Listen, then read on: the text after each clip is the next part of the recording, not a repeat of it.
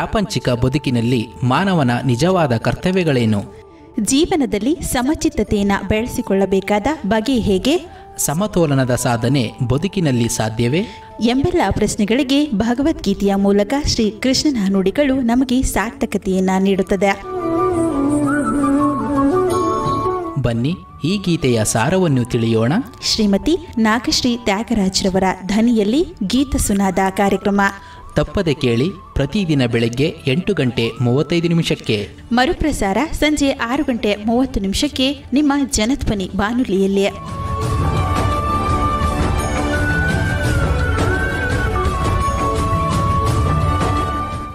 ಓಂ ಶ್ರೀ ಕೃಷ್ಣಾಯ ನಮಃ.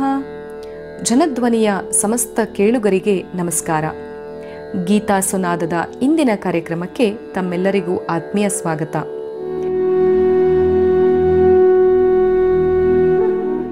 ನಾವು ಹಿಂದಿನ ಶ್ಲೋಕದಲ್ಲಿ ಹೇಗೆ ಅರ್ಜುನ ತನ್ನ ರಥವನ್ನು ಎರಡೂ ಸೇನೆಯ ಮಧ್ಯದಲ್ಲಿ ಹೋಗಿ ನಿಲ್ಲಿಸು ಅಂತ ಕೇಳ್ಕೊಂಡೋ, ಅದಕ್ಕೆ ಕೃಷ್ಣ ಪೂರಕವಾಗಿ ಆ ರಥವನ್ನು, ಬರೀ ರಥ ಅಲ್ಲ, ಶ್ರೇಷ್ಠವಾದ ತನ್ನ ರಥವನ್ನು ಆ ಸೇನೆಯ ಮಧ್ಯ ನಿಲ್ಲಿಸಿ, ಅರ್ಜುನ ನೋಡಪ್ಪ, ಯಾರ್ಯಾರು ದುರ್ಯೋಧನನ ಜೊತೆಗೆ ಒಂದು ಅಧರ್ಮವಾದ ಒಂದು ಹಾದಿಯಲ್ಲಿ ನಿಂತು ಕೆಲಸವನ್ನು ಮಾಡ್ತಿದ್ದಾರೆ ಅಂತೇಳಿ ನೋಡು, ಯಾರ್ಯಾರೆಲ್ಲ ಇದ್ದಾರೆ ಅಂತ ಹೇಳಿ ಕೃಷ್ಣ ಹೇಳ್ದ.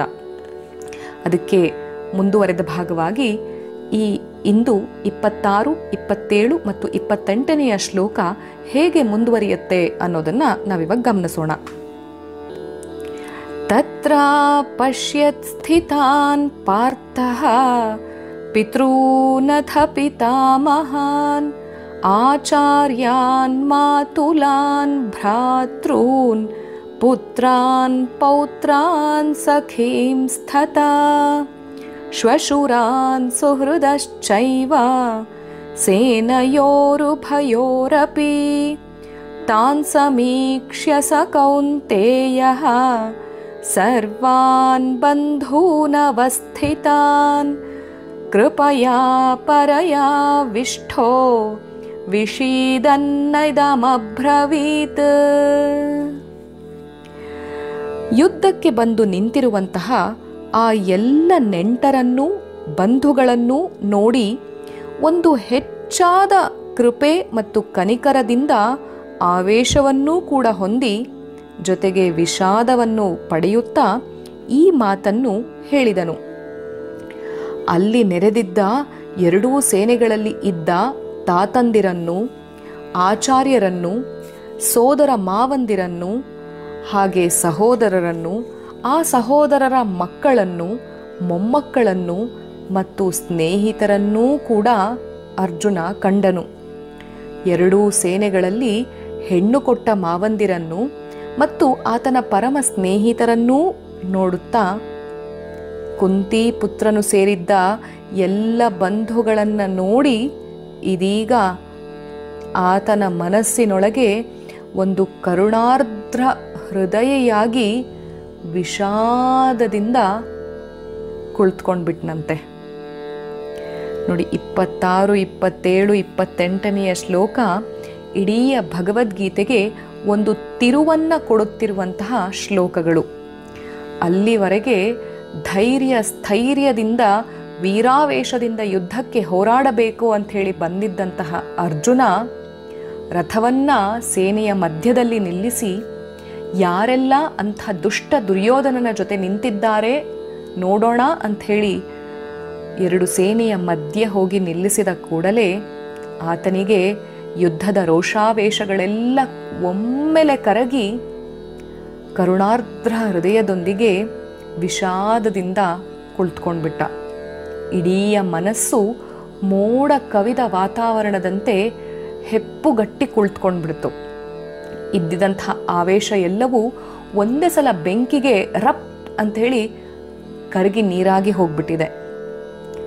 ಕೃಷ್ಣ ನೋಡಪ್ಪ ಯಾರಿದ್ದಾರೆ ನೋಡು ಅಂದಾಗ ಅರ್ಜುನ ತನ್ನ ಶತ್ರುಗಳ ಸಾಲಿನಲ್ಲಿ ತನ್ನ ಎಲ್ಲ ಬಂಧು ಬಳಗದವರನ್ನ, ಹತ್ತಿರದವರದನ್ನ, ಪ್ರೀತಿಯ ನೆಂಟರನ್ನ, ತನ್ನ ಒಡ ಹುಟ್ಟಿದ ಸಹೋದರರನ್ನ, ಚಿಕ್ಕಪ್ಪ ಮತ್ತು ದೊಡ್ಡಪ್ಪನ ಮಕ್ಕಳನ್ನ, ಜೊತೆಗೆ ದಾಯಾದಿಗಳನ್ನು, ತನಗೆ ವಿದ್ಯೆಯನ್ನು ಹೇಳಿಕೊಟ್ಟಂತಹ ಆಚಾರ್ಯರಾದ ದ್ರೋಣರನ್ನು, ತಮ್ಮ ಇಡೀ ವಂಶಕ್ಕೆ ಅಗ್ರಜರಾಗಿರುವಂತಹ ಪಿತಾಮಹರಾದ ಭೀಷ್ಮರನ್ನು, ಇವರನ್ನೆಲ್ಲ ಆ ಯುದ್ಧದಲ್ಲಿ ಕೌರವರ ಕಡೆ ಇರುವಂಥ ಸೇನೆಯಲ್ಲಿ ಅರ್ಜುನ ಗುರುತಿಸ್ತಾನೆ.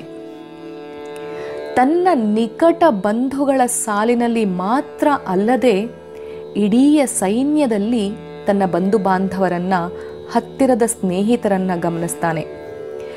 ಈ ದೃಶ್ಯ ಪ್ರಾಯಶಃ ಮೊದಲ ಬಾರಿಗೆ ಆತ ಭ್ರಾತೃ ಯುದ್ಧದಿಂದ ಉಂಟಾಗುವಂತಹ ಎಲ್ಲ ದುರಂತಗಳನ್ನು ಸಂಪೂರ್ಣವಾಗಿ ಗ್ರಹಿಸುವಂತೆ ಅವನ ಮನಸ್ಸಿಗೆ ತಂದುಕೊಂಡ್ಬಿಟ್ಟ.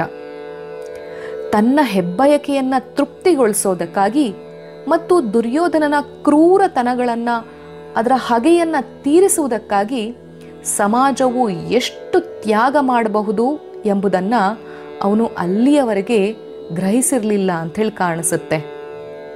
ಆದರೆ ಅದೇನೇ ಇರಲಿ, ಆ ದೃಶ್ಯ ಮಾತ್ರ ಅವನ ಮನಸ್ಸಿನ ಒಂದು ಇಡೀ ಸಮುದ್ರವನ್ನು ಕಲಕಿ ದಯೆ ಮತ್ತು ಕನಿಕರವನ್ನು ಮೂಡಿಸಿದ್ದಂತೂ ಕೂಡ ಅಷ್ಟೇ ಸತ್ಯ.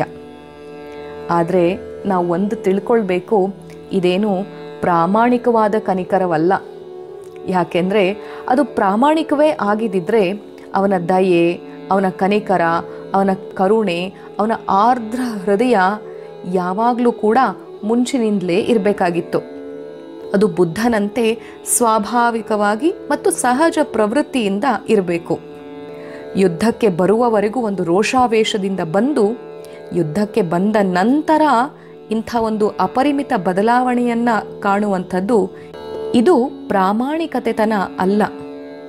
ಪ್ರಾಮಾಣಿಕವಾದ ಒಂದು ಕನಿಕರವೇ ಆಗಿದ್ದಿದ್ರೆ ಆತ ಯಾವಾಗ ಕೌರವರೊಂದಿಗೆ ಯುದ್ಧಕ್ಕೆ ಸಿದ್ಧನಾದ್ನೋ, ಎಲ್ಲ ಅಸ್ತ್ರಗಳನ್ನು ದೇವಾನುದೇವತೆಗಳಿಂದ ಪಡ್ಕೊಂಡ್ನೋ, ಆವಾಗಲೇ ಆತನಿಗೆ ಕರುಣೆ, ಕನಿಕರ ಎಲ್ಲ ಬರಬೇಕಾಗಿತ್ತು.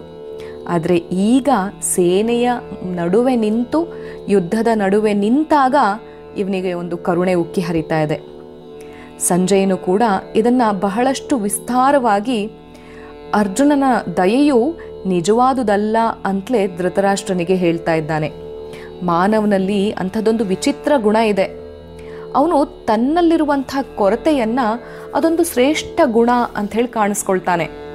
ಎಷ್ಟೋ ಸಲ ನಾವು ಕೂಡ ಬಹಳ ರೋಷಾವೇಶದಲ್ಲಿರ್ತೀವಿ, ಏನೋ ಒಂದು ಮಾಡಿಬಿಡ್ತೀವಿ ಅಂತೇಳಿ ಹೋಗ್ಬಿಡ್ತೀವಿ. ಆದರೆ ಅಲ್ಲಿಗೆ ಹೋದ ಮೇಲೆ ಅಲ್ಲಿ ಏನೂ ಮಾಡೋದಿಲ್ಲ, ಸುಮ್ಮನೆ ಬಾಯಿ ಮುಚ್ಕೊಂಡು ತೆಪ್ಪಗೆ ವಾಪಸ್ ಬಂದಿರ್ತೀವಿ. ಅಂಥದ್ದೇ ಕೆಲಸ ಇಲ್ಲಿ ಅರ್ಜುನನಿಗೂ ನಡೀತಾ ಇದೆ. ಬಹಳ ಕಾಲ ದೀರ್ಘವಾಗಿ ಮನಸ್ಸನ್ನು ಒಂದು ರೀತಿ ಕ್ಲಿಷ್ಟಕರವಾಗಿ ಹಿಡಿದಿಟ್ಕೊಂಡು ಈಗ ಅದನ್ನು ಹೊರಗೆ ಹಾಕಲಿಕ್ಕೆ ಒಂದು ಕ್ಷೇತ್ರ ಬೇಕಾಗಿತ್ತು. ಅದು ಈಗ ಕುರುಕ್ಷೇತ್ರ ಆಗಿಬಿಟ್ಟಿದೆ. ಒಂದೇ ಸಲ ಅವನ ಕನಸಿನ ಇಡೀ ಸೌಧವನ್ನು ಬೀಳಿಸ್ಕೊಳ್ತಾ ಇದ್ದಾನೆ. ಯುದ್ಧದಲ್ಲಿ ಜಯ ಕಾಣಬೇಕು ಅಂಥೇಳಿ ಒಂದು ಬಯಕೆಯಿಂದ, ಆಕಾಂಕ್ಷೆಯಿಂದ ಬಂದಂತಹ ಅವನ ಬೆಟ್ಟದ ಆಸೆ ಅವನ ಮಾನಸಿಕ ದೌರ್ಬಲ್ಯದ ಸ್ಥಿತಿಗೆ ಚಿಗ್ನವಾಗಿ ಹೋಗ್ತಾ ಇದೆ. ಚದುರಿ ಹೊರಟು ಹೋಗ್ತಾ ಇದೆ. ದೌರ್ಬಲ್ಯದ ಸ್ಥಿತಿಯಿಂದ ಬೆಟ್ಟವೂ ಕೂಡ ಚದುರಿ ಅಲ್ಲೋಲ ಕಲ್ಲೋಲವಾಗಿ, ಭೂಕಂಪವಾಗಿ ಅದು ನೆಲಕ್ಕೆ ಸಮನಾಗಿ ಕುಸಿದು ಹೋಗ್ಬಿಟ್ಟಿದೆ. ಇಂತಹ ಒಂದು ಅರ್ಜುನ ತನ್ನ ಈ ದುರ್ಸ್ಥಿತಿಗೆ ಕಾರಣ ಆಗಿರುವುದಕ್ಕಾಗಿ ಮತ್ತೇನೂ ಮಾಡಲಿಕ್ಕೆ ತೋಚದೆ ಸುಮ್ಮನಾಗಿ ಕರುಣೆಯ ಆರ್ದ್ರ ಹೃದಯದಿಂದ ಸುಮ್ಮನಾಗ್ಬಿಟ್ಟಿದ್ದಾನೆ. ಭಗವದ್ಗೀತೆಯು ಕೂಡ ಈ ಮುಂಚೆ ತಿಳಿಸಿದಂತೆ ಅರ್ಜುನನ ಕಾಯಿಲೆಗೆ ಪರಮಾತ್ಮನು ನೀಡಿದಂತಹ ಒಂದು ದಿವ್ಯ ಔಷಧವೇ ಸರಿ ಅಂತ ಹೇಳಿ ಶ್ರೀಮದ್ ಭಗವದ್ಗೀತೆಯ ಎಂಬ ಪುಸ್ತಕದಲ್ಲಿ ಸ್ವಾಮಿ ಚಿನ್ಮಯಾನಂದರವರು ಕೂಡ ನಮಗೆ ತಿಳಿಸಿದ್ದಾರೆ. ಅಂಥ ಒಂದು ಮಾತು ನಾವು ಯಾವಾಗಲೂ ನೆನ್ಪಿಟ್ಕೊಳ್ಬೇಕು. ಕ್ಷತ್ರಿಯರು ಯಾವಾಗ ಕರ್ತವ್ಯಕ್ಕೆ ನಿಲ್ಲುತ್ತಾರೋ ಆಗ ಅವರು ವಜ್ರದಂತೆ ಕಠೋರವಾಗಿರಬೇಕು ಅಂತ ಹೇಳಿ ನಮ್ಮ ಗೀತಭಾವಧಾರೆಯಲ್ಲಿ ಸ್ವಾಮಿ ಸೋಮನಾಥಾನಂದರವರು ಕೂಡ ತಿಳಿಸಿದ್ದಾರೆ. ಇದು ಕೇವಲ ಕ್ಷತ್ರಿಯರಿಗೆ ಮಾತ್ರ ಹೊಂದುವಂಥದ್ದಲ್ಲ. ನಾವೆಲ್ಲರೂ ಕೂಡ ಅಷ್ಟೇನೆ.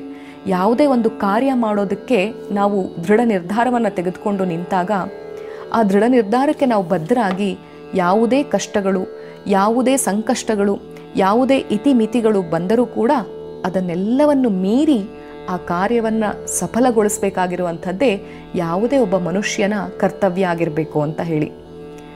ಹಾಗಾಗಿ ಈ ಒಂದು ಶ್ಲೋಕಕ್ಕೆ ಮುದ್ದುರಾಮ ಏನು ಹೇಳ್ತಿದ್ದಾನೆ ಕೇಳೋಣ ಬನ್ನಿ.